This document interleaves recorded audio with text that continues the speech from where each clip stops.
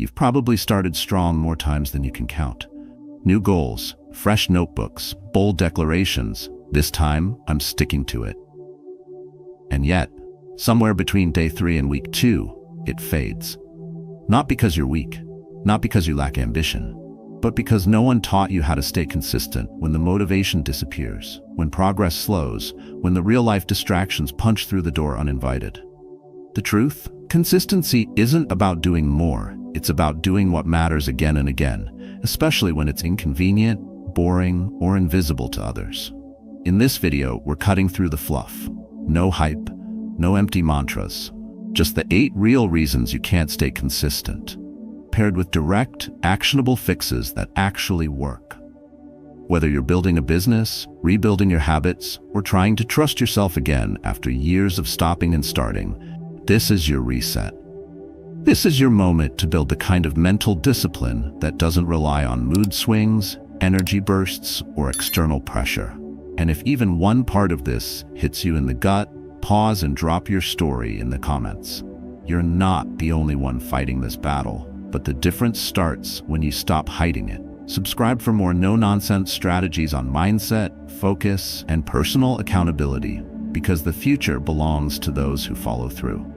Let's begin. 1. You chase too many goals at once and end up going nowhere.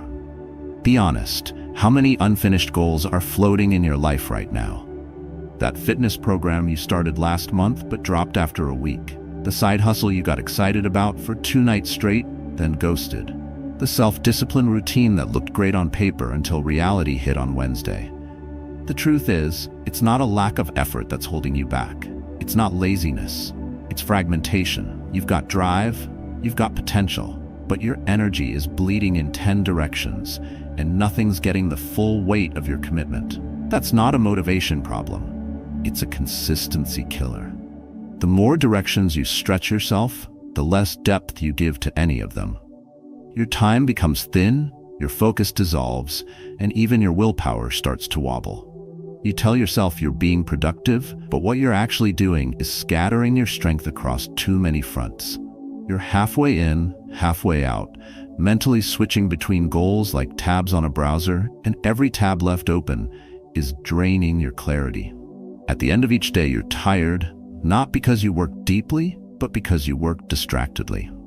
And the worst part? That exhaustion gives you the false impression that you're making progress, when in fact, you're just circling the same starting line in fancier shoes. When you chase too many goals, even the smallest obstacle feels like a signal to stop. You're not rooted deeply enough in any single direction to push through resistance. That's why the gym plan collapses at the first missed session. That's why the business idea fades when early results don't arrive fast. That's why your routine feels shaky the moment life throws something slightly inconvenient. Because you're not building momentum. You're just dabbling. You're sampling success like a buffet, hoping one bite will change your life, when what you really need is a full commitment to one consistent meal, served daily, without excuses. The modern world thrives on distraction and novelty, and if you're not careful, you mistake new for better. A new project feels exciting, a new goal gives you a dopamine rush. But the people who actually build something lasting, they know that success doesn't come from chasing sparks. It comes from staying in the fire long enough to forge something solid. And here's the kicker. You don't need more time. You don't need better tools. You don't even need more motivation. You just need to stop splitting your focus and start finishing what you start. Consistency begins with clarity. When you pick one powerful goal, you cut the noise.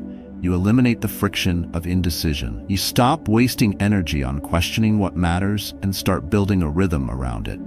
Suddenly, your time is no longer random. It becomes structured. Your actions align. Your habits begin to compound. That's when progress becomes visible. And more importantly, that's when your confidence begins to rebuild. Because now you're not just thinking about change, you're doing it day in and day out in the same direction. There's a discipline in choosing less. Not because you're giving up, but because you're getting serious.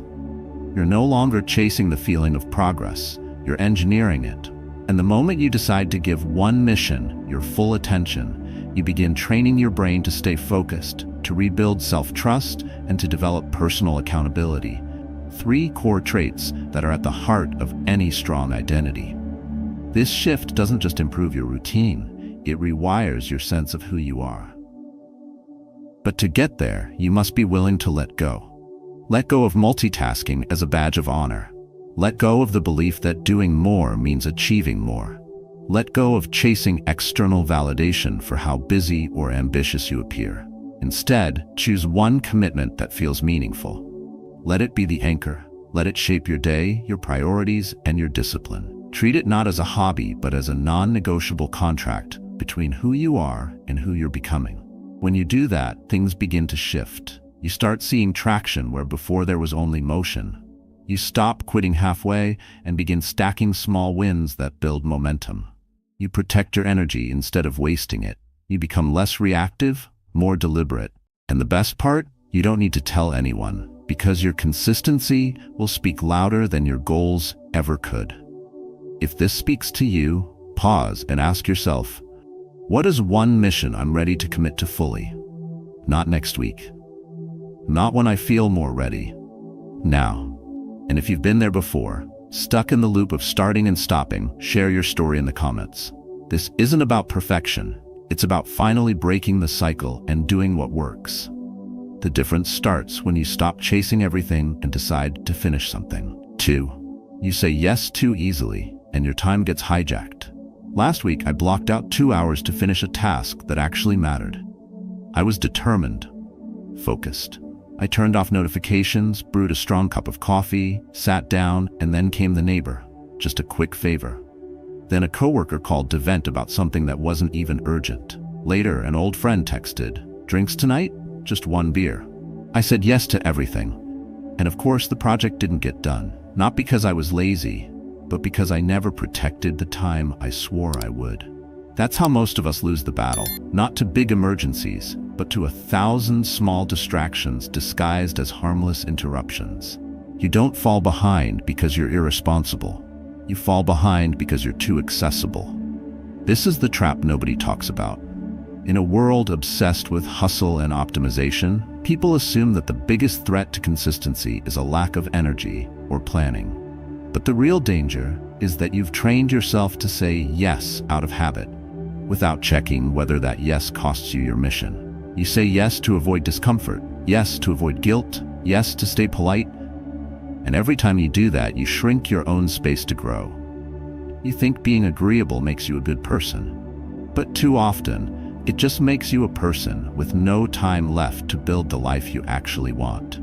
People aren't hijacking your time maliciously, but the more you say yes by default, the more you become known as the always available one.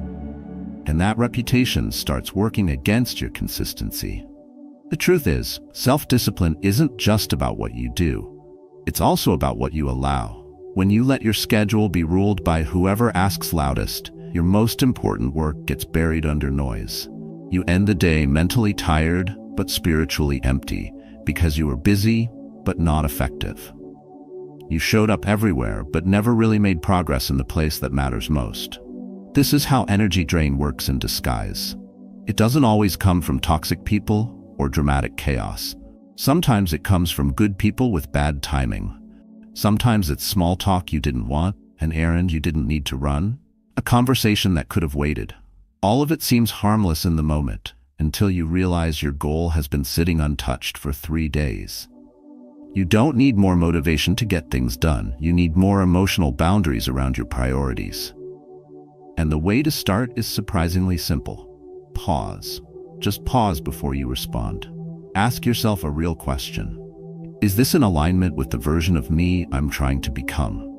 If the answer is no, then let it be no. Not rudely, not harshly, but clearly. You don't owe every request a slot in your calendar. You don't need to over-explain or apologize for protecting your energy.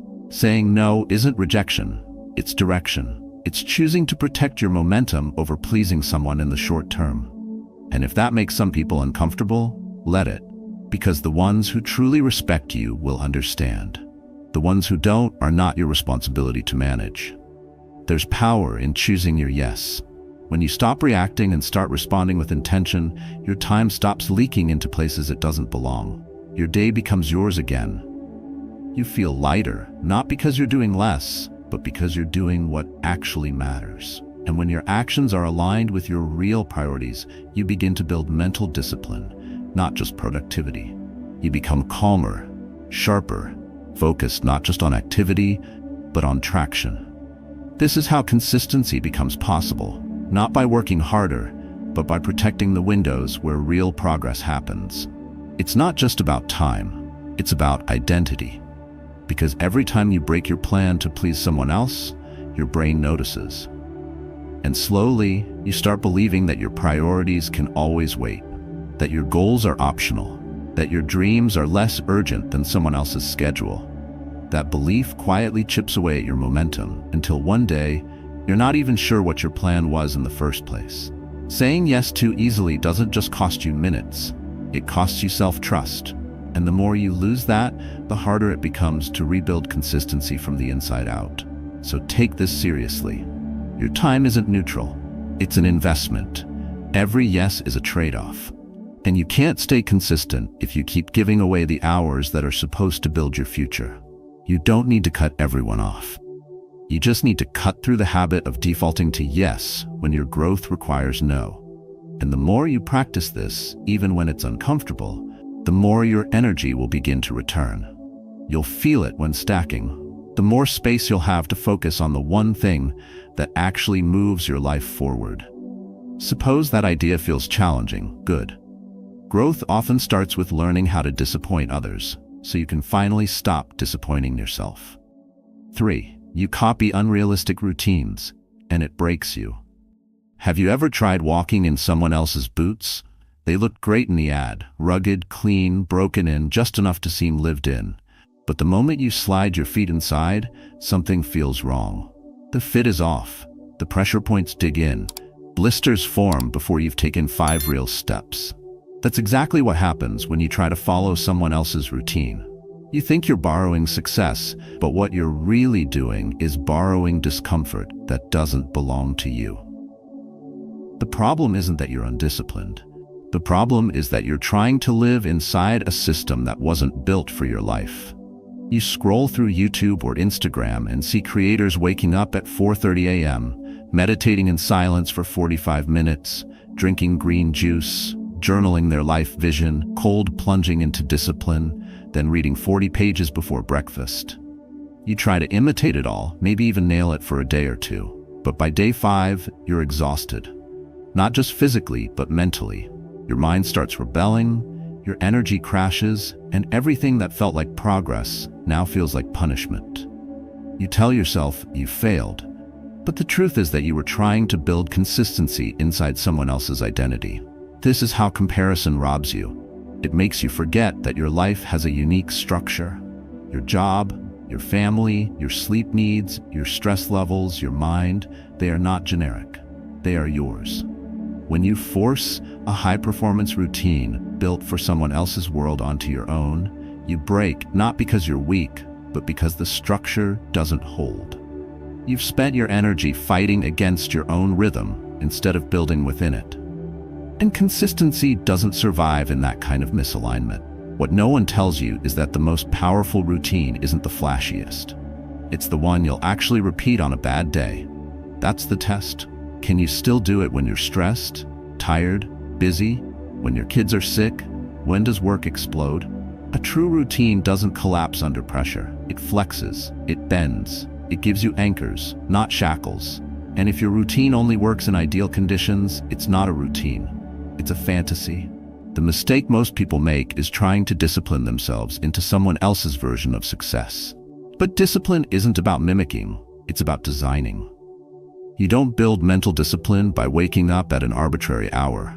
You build it by showing up at your best hour, again and again, with intention. You don't need to copy a monk's morning ritual if your reality includes 3 kids and a job that starts at 6 a.m. You don't need to do a 90-minute cold shower routine if what you really need is 15 minutes of clarity and peace. The key is to simplify. Strip the noise. Look honestly at your day. Ask, when do I have energy? When am I most alert? Where am I losing time to distractions that bring no value? What would a 30-minute window of real focus look like for me? That's where your structure begins, not in grand gestures, but in honest reflection. And when you find that rhythm, guard it, repeat it, let it become your own. That's how you build something solid, by crafting a consistent foundation, not by copying a trend. This doesn't mean you shouldn't be inspired, but inspiration is a spark. It's not the blueprint. The blueprint is built from your real schedule, your real capacity, and your real pain points. And it's built with tools that actually fit your hands. What fits well, you'll wear daily. What doesn't, you'll discard quickly, and then blame yourself for lacking willpower. But the truth is, you're not broken. Your system is. The most consistent people you know didn't get there by copying. They got there by adjusting. They watched, they learned, but then they applied it in a way that worked with their life, not against it. They built routines that matched their energy. They didn't rely on hype, they relied on self-awareness. And that's the edge you've been missing. Not another routine to follow, but a system that's flexible, sustainable, and rooted in who you actually are. So if you're tired of crashing every time you try to start over, stop trying to fit yourself into someone else's calendar. Build your own. Start small, but stay true. Create space that honors your mind, your time, and your priorities, not theirs. Because real consistency isn't loud. It's not dramatic. It's not perfect. It's quiet, personal, and deeply repeatable. And when you finally stop wearing the wrong boots, you realize the path was always yours to walk. You just needed to stop limping in someone else's size. 4. You keep moving your deadlines and lose self-trust. You told yourself you'd start on Monday, that this time it would be different.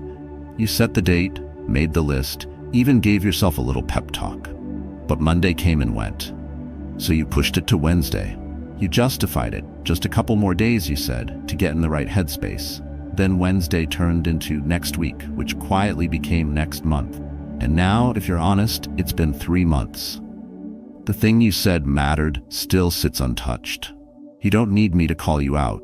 You already feel it. The weight of that postponed promise isn't light. It lingers in your mind, in the background of your day, a quiet tension you can't shake. Because this isn't about the missed task anymore. It's about the erosion of something deeper, your own self-trust. Every time you move a deadline, you tell your mind one thing: my word doesn't count. That may sound small. It may seem harmless. But repeated enough times, it becomes your inner standard. You become someone who plans but doesn't act. Someone who speaks but doesn't follow through. And it doesn't matter how smart your goals sound or how good your intentions are. If your brain no longer believes you'll do what you say, then your identity starts to shift in the wrong direction. Discipline fades, momentum dies, and what's left is not laziness, but doubt. The kind that grows quietly until even your own calendar feels like fiction. Moving deadlines feels safe. It gives you the illusion of control. But in truth, it steals the one thing that gives your actions power: urgency. When there's no pressure to deliver, there's no reason to focus. When your finish line is always negotiable, you never build speed. That's why you drift. That's why your goals stay concepts. Because nothing forces movement. Nothing demands action. Not even your own schedule. You live in a cycle of planning and postponing, dreaming and deferring. And slowly, your belief in change wears thin. The hard truth is that deadlines aren't about productivity. They're about identity. They're about showing yourself that when you say you'll do something, you mean it. They're the way you rebuild personal accountability, not just manage time. And when you treat them as sacred, non-negotiable, non-movable, non-emotional, you start shifting the conversation inside your head. You stop giving space to excuses like, "I don't feel ready," or "I'll do it when I'm in the zone." You stop delaying and start delivering. Not perfectly, not always with flair, but consistently. And that consistency is what rewires your brain to trust you again. What most people don't realize is that consistency isn't destroyed by failure. It's destroyed by indecision, by constant rescheduling, by the small lie that later is still progress. But it's not. Later is where your goals go to die. Because by the time later comes, you've already built the habit of delaying. And habits, especially the mental ones, build fast. So unless you draw the line and hold it, you'll keep slipping, you'll keep pushing, and your word will keep losing value. So what's the fix? It's not fancy, it's not complicated. You pick a date, and this time, you don't move it. You don't wait to feel ready. You don't ask if conditions are perfect. You don't negotiate with your own discipline. You decide that your deadline is the contract, and when the day comes, you deliver. Even if it's messy, even if it's partial, you follow through not for the result, but for the principle. Because your future doesn't need flawless execution. It needs reliable follow-through. When you do this long enough, something powerful happens. Your brain starts to shift. It begins to treat your deadlines seriously again. You stop second-guessing. You stop over-planning. You move. You finish. You become someone who follows through. And that changes everything. Because the real reward isn't the completed task. It's the identity you rebuild in the process. The self-respect that returns when you prove to yourself, day by day, deadline by deadline, that your word means something again. So the next time you're tempted to move a goal just one more week, pause. Don't ask how you feel. Ask what it would cost your discipline. Ask if the version of you you're trying to become would move the deadline, or meet it, even tired, even uncertain, even imperfect. Because if your future depends on consistency, and it does, then your consistency depends on one thing above all: holding yourself to the date you said matters. Even when no one's watching, even when it's quiet. Especially then, that's when the real shift begins. 5. You waste time you don't track and wonder why you're behind. Man, I just don't have enough time. You've said it. We all have. But then someone pushes back. Really? Walk me through your last 3 hours. That's when it starts to unravel. You pause, you hesitate, you try to recall. Well, I scrolled for a bit, checked a few messages, took a quick call, watched that short clip from a podcast. And right there, you realize the truth. It's not that your schedule is full. It's that your time is leaking through cracks you don't even notice. You're not overworked, you're just underaware. And in that blind spot, your goals quietly fall apart. Most people aren't losing the game because of big, dramatic failures. They're losing because of small, invisible habits that go unchallenged. Minutes stolen by distractions, hours eaten by autopilot. You feel exhausted at the end of the day, not because you built something real, but because your attention was scattered across a dozen meaningless fragments. It's not a time shortage, it's a clarity shortage. And when you don't track your time, your brain convinces you that you've earned rest, even when no real work has been done. Think about it. You wouldn't spend money without checking your balance. You wouldn't train your body without counting your reps. But when it comes to time, the one resource you can never earn back, you spend it carelessly, assuming the damage isn't measurable. That assumption is what's keeping you stuck. Because what you don't measure, you can't master. You keep wondering why your momentum stalls, why your focus evaporates, and why your self-discipline breaks down by noon. The answer isn't out there. It's buried in your unexamined hours. Here's what makes it worse. Modern distractions are engineered to feel productive. You tell yourself that the podcast is educational, that scroll session is for research, that group chat is important for networking. And sure, sometimes they are, but most of the time, they're not. They're just dressed-up dopamine loops. You consume, and when the day ends, you've built nothing. And because you didn't track it, your mind creates the illusion that you were simply too busy. But busy and effective are not the same thing. The fix doesn't require a complicated app or a 10-step system. It starts with brutal honesty. Grab a pen, open your Notes app. At the top of each hour, ask yourself one question. Where did my last 60 minutes go? That simple act, just noticing, starts the shift. It interrupts autopilot. It forces awareness. It shines a light on what used to hide in the background. You might be shocked at what you find. You might notice how often you reach for your phone during discomfort. How many minutes get eaten between tasks. How easily your day is hijacked by small silent choices. And as your awareness grows, so does your power. Because now, instead of guessing where your time went, you know. And when you know, you can correct. You can shift patterns. You can rebuild a structure that supports your consistency instead of sabotaging it. This is how mental discipline training starts, not with willpower, but with clarity. Seeing your real behavior and refusing to lie to yourself about what it means. When you track your time, you take responsibility for it. You stop blaming the clock. You stop blaming circumstances. You stop pretending that your lack of results is due to bad luck. You face the fact that discipline without direction is wasted energy, that focus without awareness is temporary, and that daily self-discipline starts with knowing where your energy is actually going, not where you wish it was going. The people who succeed aren't always the most talented or the most inspired. They're the ones who treat time like currency. They invest it, they protect it, they use it on purpose. They're not perfect, but they're present. They don't confuse motion for meaning. They don't confuse busyness with progress. They keep a clear record, not because they're obsessed with control, but because they understand the cost of drifting. And here's the real payoff. When you track your time, you get to see your improvement. You see how distractions shrink.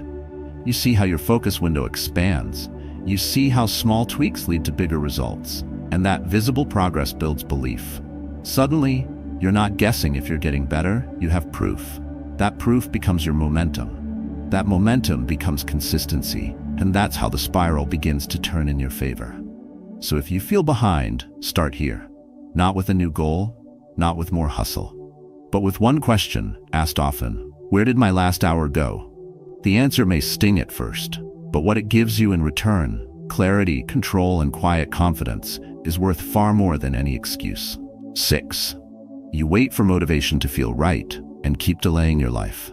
You've heard it 100 times. When I feel ready, I'll start. It sounds harmless, logical even, like the right thing to do. Wait until you're in the zone, until the stars align, until you're mentally prepared. But let's be honest, that day rarely comes. And when it does, it doesn't stay. Motivation is fleeting. It's not a bus that stops by when you need it. It's a fire that flickers, like a feeling that can't be trusted to carry weight.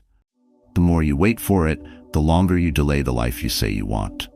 And if you're always waiting to feel it first, all you're doing is decorating the cage of your comfort zone, making it look productive while nothing actually changes. This is where most people get trapped. They confuse energy with commitment. They believe the lie that action should feel good first. But meaningful change doesn't begin with excitement. It begins with emotional self-control, with the choice to move when everything in you says pause. You don't train your mindset by acting only when it's easy. You train it by showing up when it's inconvenient. That's when discipline is born. That's when mental strength is built. And ironically, that's when motivation shows up, not before you act, but because you acted. The truth is, motivation is a side effect of movement. You don't wait for it, you generate it. Like heat from friction, it builds through consistent effort, especially on days you feel disconnected, tired, or off track. The mistake is assuming that a lack of motivation means something is wrong. It doesn't. It just means you're human. But if you've built your habits on the condition of feeling ready, you've built a foundation that cracks the moment discomfort shows up. And discomfort always shows up. So what's the alternative? You chase standards, not sensations. You build a rhythm that survives mood swings. You follow through not because it feels good, but because you said you would. You turn your word into a command, not a suggestion. And in doing so, you stop being reactive and start becoming reliable. Because in the long run, it's not the motivated people who win. It's the consistent ones. The ones who do the work anyway. The ones who move when their emotions whisper "not today" and respond with action instead of an excuse. Every time you skip something because you're not in the mood, you train yourself to obey your feelings. But feelings don't build structure. They drift, they delay, they distract. Your ability to stay consistent depends on your ability to act outside of emotional permission. You don't need to feel like it to do it. You just need to develop personal accountability, a quiet internal rule that says, "This gets done because I said so." That isn't robotic. That's maturity. What you'll find is this: the first 5 minutes are the hardest. That's the threshold. Once you cross it, something shifts. The mind follows motion. You start to focus, you begin to engage, and suddenly the task that felt impossible becomes manageable. Not because your energy changed, but because your identity did. Because you stopped treating action as optional. Because you replaced delay with decision. This shift is what separates dreamers from doers, the ones who drift from plan to plan, hoping the next wave of excitement will last longer, and the ones who lock in, show up, and keep showing up long after the spark is gone. The spark is fun, but it doesn't last. It's your mental discipline training that carries you through the dull days, the tired days, the hard days. And the longer you stay in motion without needing a feeling to push you, the more unstoppable you become. You can wait for inspiration, or you can become the kind of person who doesn't need it. The kind who finishes what they start, who builds not out of hype, but out of principle. That kind of consistency is rare, but it's within reach. And it starts the moment you stop asking how you feel and start asking what needs to be done. That's where the shift begins. That's where standards take over. So don't wait to feel ready. Don't wait for the mood to be perfect. The life you want won't arrive with fanfare. It will show up quietly, on the other side of the action you almost didn't take. Let today be the day you stop needing permission. Let today be the day your consistency stops depending on a mood. Because your future isn't waiting for your feelings. It's waiting for your decision. 7. You break promises to yourself daily and lose trust internally. Imagine there's someone you know, let's call him Mike. Every day he tells you, tomorrow I'll be there. You nod, believe him, and adjust your schedule. But the next day comes, and he's nowhere to be found. No call, no explanation, just silence. Then again he promises, next time, for sure. And once more, he doesn't show. After a few rounds of that, something shifts in you. You stop waiting. You stop believing. You stop adjusting your life around his words because deep down you've realized his promises don't carry weight. Now, imagine that Mike is you, and the person you've been breaking promises to isn't a friend or coworker. It's yourself. Every time you say, I'll start tomorrow, and don't, every time you say, this is the week I finally stick with it, and quit, you're teaching your brain the same lesson. That your own word isn't worth much. This is the silent damage most people never talk about. It's not loud. It doesn't happen in a single moment. But over time, the cracks begin to show. You start setting softer goals. You stop trusting yourself with big commitments. You shrink your vision, not because the dream died, but because the belief that you could stick with it quietly eroded. You think the problem is discipline. But underneath that is something deeper. A broken system of internal trust. And without that, no habit sticks. No consistency lasts. Because if your brain doesn't believe you'll follow through, it won't even try to help you stay on track. This isn't about guilt. This is about clarity. Because the cost of these daily broken promises adds up. They bleed into your energy. They affect how you show up in relationships. They dull your drive. You stop setting deadlines because you don't believe you'll keep them. You stop committing to change because every time you say, this time I'll do it, a voice inside quietly rolls its eyes. That voice isn't cruel. It's conditioned. And the only way to rewrite it is not by thinking harder, but by keeping smaller, truer promises, ones your actions can actually back up. You don't rebuild self-trust with grand gestures. You rebuild it in the moments nobody sees. When you said you'd wake up at 6 and you do, even if no one's watching. When you said you'd spend 30 minutes focused on one thing and you block the noise out and do it, even if the results feel small. This is how personal accountability grows. Not by talking louder, but by quietly becoming someone your own mind can depend on. And that trust compounds. Each time you keep your word, even in a tiny way, it's like laying a brick in the foundation of a new identity, one that doesn't rely on hype or hope, but on consistent proof. That's the difference between motivation and integrity. Motivation gets excited about the idea. Integrity honors the action. And when you lead with integrity, even in the smallest things, you stop needing outside validation. You don't need others to believe in you because you believe in yourself again. That's what real confidence is. It's not the energy of the first day. It's the quiet force that says, if I said I'll do it, I will, no matter what. That's the kind of identity that survives setbacks, distraction, and discouragement. It's not flashy, it's not loud, but it's solid, and it lasts. To get there, start smaller than you think. If you've broken your word 100 times before, don't try to fix it all in a week. Start with one thing, one action, one promise. Make it real, make it measurable, then do it. Then do it again tomorrow. Let your calendar be your proof, not your mouth. Don't talk about the change, live it. Track it. And when you slip, and you will, don't panic. Don't collapse. Just recommit. Show yourself that this time, the promise won't die in silence. It will be met with action. Over time, the voice in your head starts to shift. It stops doubting. It stops interrupting. It begins to trust. Not because you've become perfect, but because you've become consistent. That's the edge most people never reach. Not because they're lazy, but because they keep over-promising and under-delivering to the one person whose belief they need most, themselves. So the next time you're tempted to say, "I'll start tomorrow," ask instead, "What am I actually willing to do today?" Then do it. Do it even when it's small. Do it especially when no one is there to notice. Because when you stop breaking promises to yourself, you stop needing motivation. You stop overthinking. You stop delaying. You start building quiet confidence that becomes bulletproof. That's how consistency is born. Not through talk, but through trust. And trust, once rebuilt, changes everything. 8. You don't reset fast after failing, and that's what breaks you. You miss one workout. You eat the entire pizza instead of one slice. You binge watch Netflix instead of prepping for the week like you swore you would. And then it begins, the spiral.